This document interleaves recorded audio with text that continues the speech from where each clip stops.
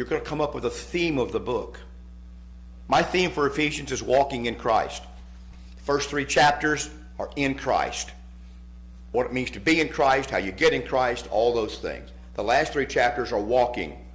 I beseech you, chapter 4, verse 1, to walk worthy of the Lord. And he has a whole chapter, 3 chapters on walking. So I flipped it. In English, you don't say in Christ walking. You just say walking in Christ. Same thing, but it's flipped. That's my theme for the book of Ephesians. Not the only theme you could come up with.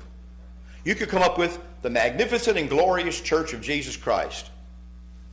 That doesn't fit the text, from getting it from the text, but it's still true. Because that's what the book is about, the church, but it's probably about the church in a different way than we think. Anyway, so all this information should be specifically related to the text of that book, take into account in your final interpretation of the text. These things have direct bearing on the context and thus the meaning of a passage. So when you do all that, now you have the broader context of a passage that you're going to read about. When you read in Colossians about Paul talking about not being deceived by philosophy, if you've done any kind of background understanding of the book of Colossians and what was going on there, you'll understand what he talked about when he talks about philosophy. It's not what we think of exactly. It's something like it, but not exactly the same thing. So I would call all that framing a book. As part of your study, you'll also want to do some of the following. You want to do word studies on keywords, which you can expand on over time. This is not something set in stone. You're going to ask questions on each verse. Why did he say it that way? Why this contrast or comparison he made? Why did he use that one? Why did he say that to these people? Okay.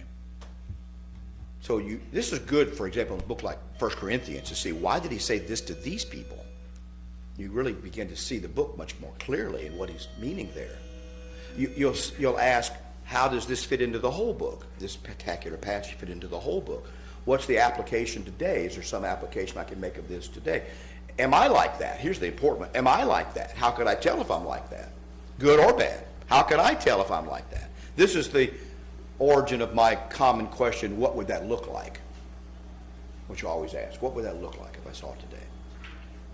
So then we didn't get to this, but let me show you, we'll come back to that, but I wanted to show you this. So you frame a book with the author and the date, the principal personalities, purpose and theme, and I got principal personalities twice. That isn't what I meant to have. It should say geographical data and so forth over there on the one side. But that's the second bell? Yes, sir. So next week we'll just briefly talk about these reference works, Vines, Young, Strong's, Wycliffe, Bible Commentary, maybe Zondervan's, some other basic. These are very basic reference works that you'd be good to have. You can get them all digitally now to look at this stuff if you really want to study it. Okay? All right, our time is gone. Thank you for listening. I appreciate it. Hope it wasn't too crazy.